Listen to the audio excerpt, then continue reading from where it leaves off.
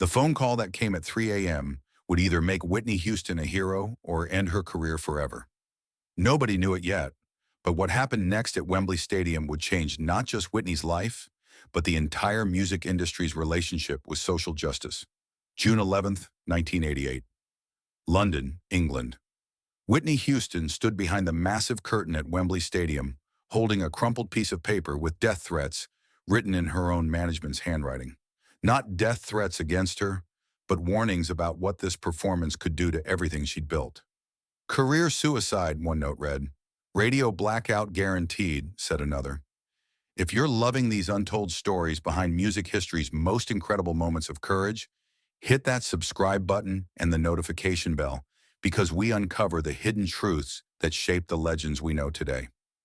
The Nelson Mandela 70th birthday tribute was supposed to be a celebration, but for Whitney, it had become the most terrifying decision of her professional life. 72,000 people packed into Wembley Stadium, with over 600 million watching worldwide, and half of America thought she was about to commit career suicide by supporting a man their government had labeled a terrorist. 3 weeks earlier, Harry Belafonte had called Whitney's hotel room in New York. "Whitney, I need you to do something that might destroy your career, but it's the right thing to do," he said without preamble. Whitney had known Harry since she was a teenager, singing in her mother's gospel choir. His voice carried the weight of someone who had fought these battles before. He wasn't one for dramatic overstatements. "Nelson Mandela has been in prison for 26 years, Harry continued, his voice growing heavy with emotion. "We're organizing a tribute concert at Wembley Stadium. I need voices that can reach the world, and yours is the most powerful voice of your generation. But I won't lie to you, baby girl. This could end everything you've built in America." Whitney felt her heart skip. She knew about apartheid, of course. Growing up in a gospel-singing family in Newark, social justice wasn't abstract. But taking a public political stand? That was different. That was dangerous. The backlash started immediately. Within hours of the announcement, Whitney's management team was in chaos. Her agent paced the conference room like a caged animal. "The calls haven't stopped," he said, waving a stack of message slips. "Clear Channel is asking questions. Nashville executives are furious. Even some of your gospel contacts are worried about the political implications. Do you understand what you're doing?" her publicist screamed during an emergency meeting. "American radio stations are already talking about boycotts. Country music stations won't touch you. Pop stations are nervous. This isn't just about music anymore, Whitney. This is about politics." The room erupted in arguments. Her business manager spread financial projections across the table. "Look at these numbers," he said desperately. "If just 30% of conservative markets boycott, we're looking at millions in lost revenue. Tour venues are already expressing concerns. Corporate sponsors are nervous." Whitney's lawyer had prepared legal documents. "We can get you out of this contract," he said quietly. "Breach of performance due to political controversy. It's been done before." But the most heartbreaking conversation came with her mother. Sissy Houston sat in Whitney's living room, tears in her eyes. "Baby, I raised you to stand up for what's right. Your grandfather fought for civil rights when it was dangerous. But this—" She paused, looking at her daughter with a mixture of pride and terror. "This could take away everything you've worked for." Whitney's voice cracked as she responded.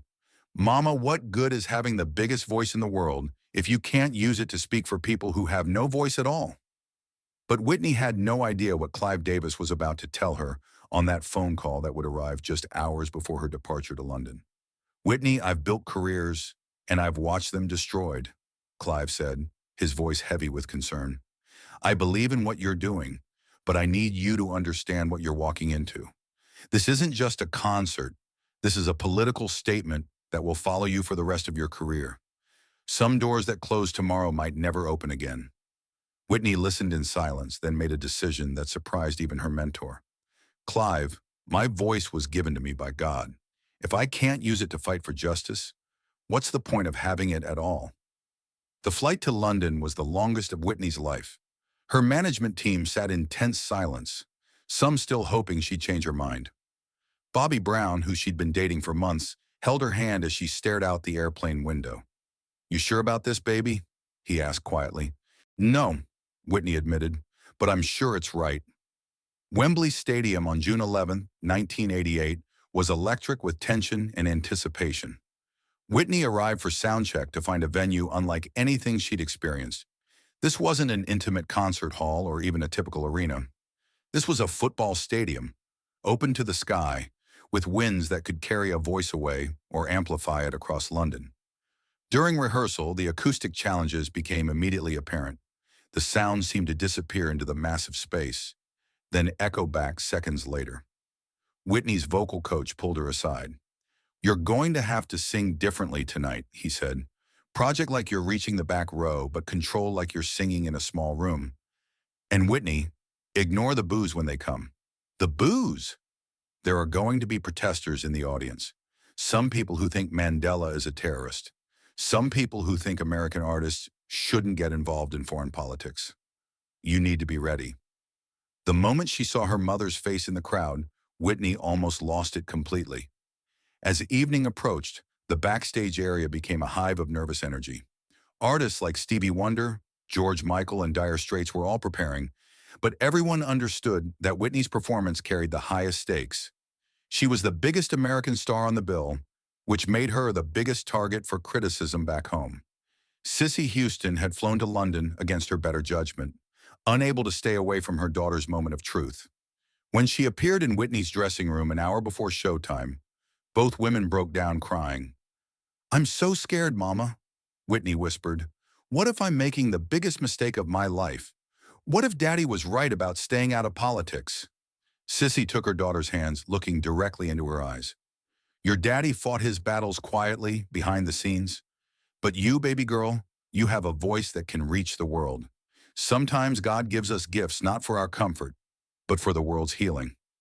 "Good," Sissy replied, holding her daughter tight. "If you weren't scared, it wouldn't matter enough. Your voice has power, baby girl. Tonight, use every bit of it." The final moments backstage were chaos. Management made one last plea for Whitney to withdraw. "It's not too late," her publicist said. "We can say you're sick. We can find another excuse."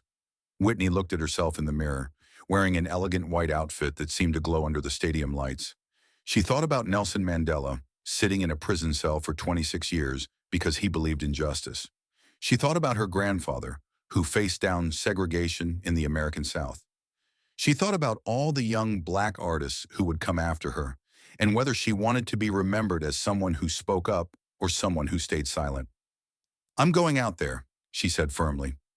As Whitney walked through the tunnel toward the Wembley Stadium stage, she could hear the massive crowd, a sound like ocean waves mixed with thunder. Some sections were cheering, others were clearly hostile. The walk seemed to last forever, each step echoing off the concrete walls like a countdown to destiny. Her security team flanked her, their faces tense with concern. One of them leaned close. "Just focus on the music, Whitney. Let your voice do the talking." But Whitney knew this was about much more than music tonight. When she emerged onto the stage, the reaction was unlike anything she'd experienced. 72,000 people created a wall of sound that was both welcoming and threatening. She could see British flags mixed with anti-apartheid banners. She could see signs supporting Mandela next to signs protesting American interference. Whitney approached the microphone with her heart pounding so hard she wondered if the audience could hear it through the sound system. She looked out over the vast sea of faces, took a deep breath, and made a decision that would echo through history. "Good evening, London," she said, her voice carrying clearly across the stadium. "I'm here tonight not as an American artist, but as a human being who believes that freedom is not something you give to someone. It's something you can't take away." The crowd's reaction was immediate and divided. Half erupted in cheers. The other half booed loudly. Whitney felt the sound wash over her like a physical force. She had chosen to sing Greatest Love of All, but not the version her fans knew. Tonight she was going to strip it down, make it acoustic, make it personal. Make it about a man sitting in a prison cell who had never stopped believing in love and justice. "I believe the children are our future," Whitney began, and immediately the hostile sections of the crowd began to quiet. There was something about her voice, something that transcended politics and reached directly into hearts. As she moved through the song, something magical began to happen. Her voice, already the most powerful of her generation, seemed to draw strength from the controversy, from the stakes, from the sheer audacity of the moment.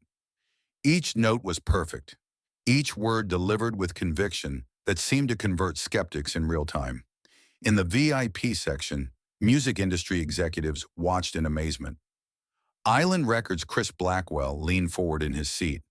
"She's not just singing," he whispered to his colleague. "She's leading a revolution." The crowd transformation was visible in sections. Row by row, the hostile energy shifted. People who had come to protest found themselves swaying to Whitney's voice. Signs that read, "American Go Home," were slowly lowered. The power of her vocals was literally changing minds in real time. British television cameras captured the moment perfectly. Close-ups showed tears streaming down faces of people who had arrived angry and were leaving converted. The BBC commentator, initially skeptical, found his own voice breaking as he described what he was witnessing. "This is more than entertainment," he said into his microphone. "This is diplomacy through music. This is what happens when an artist risks everything for what they believe in."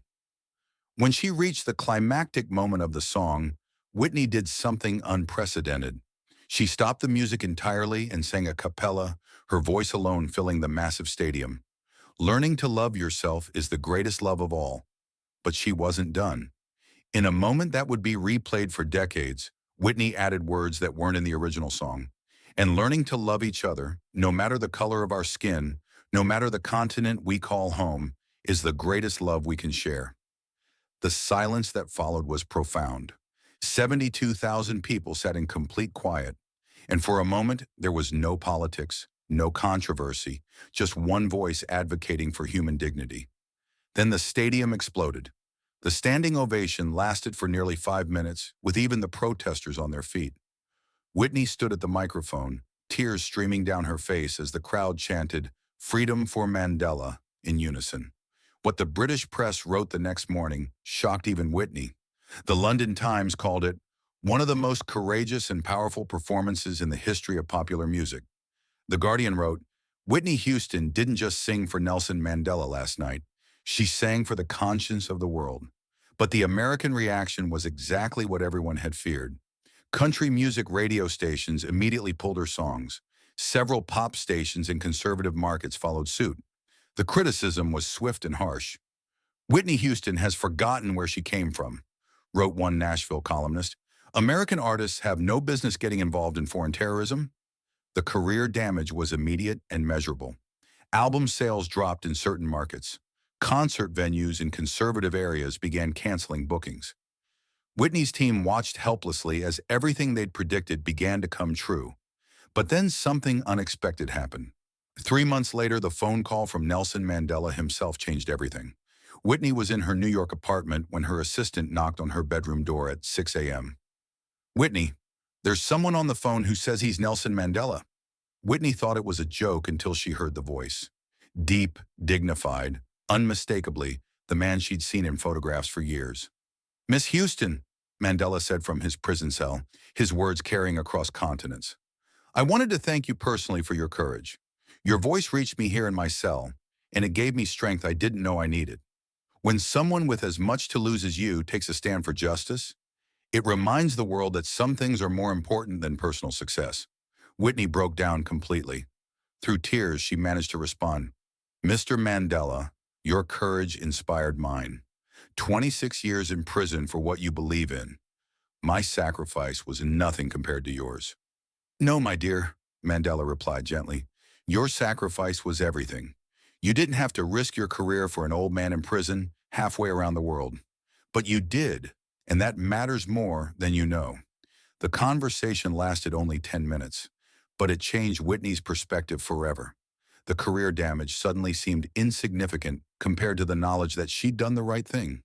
But the most surprising reaction came from someone Whitney never expected. 6 months after Wembley, President Reagan's office called. Whitney expected criticism, perhaps even investigation. Instead, she was invited to perform at a White House state dinner. The message was clear. America had heard her voice, and even those who disagreed with her politics couldn't deny the power of her artistry. The long-term impact of Whitney's Wembley performance extended far beyond her own career. Her willingness to risk everything for political conviction inspired a generation of artists to use their platforms for social justice. From Bono's activism with U2 to contemporary artists speaking out on current issues, the path back to Whitney's courage at Wembley Stadium. Years later, after Mandela was finally released from prison and became South Africa's president, he and Whitney met in person. "You were one of the voices that kept hope alive," he told her. "When the world was watching that night at Wembley, they weren't just hearing a song, they were hearing the sound of conscience." Today, Whitney's performance at the Nelson Mandela 70th birthday tribute is remembered not just as a vocal triumph, but as a defining moment when an artist chose principle over profit, justice over career security. The young woman who stood terrified behind the Wembley Stadium curtain that night, holding management warnings about career suicide, had made a choice that would define not just her legacy, but the role of artists in social justice movements for decades to come. Whitney Houston's voice was the most powerful of her generation, but on June 11th, 1988, she proved that the most important thing about having a powerful voice isn't the notes you can hit, it's having the courage to speak when silence would be safer.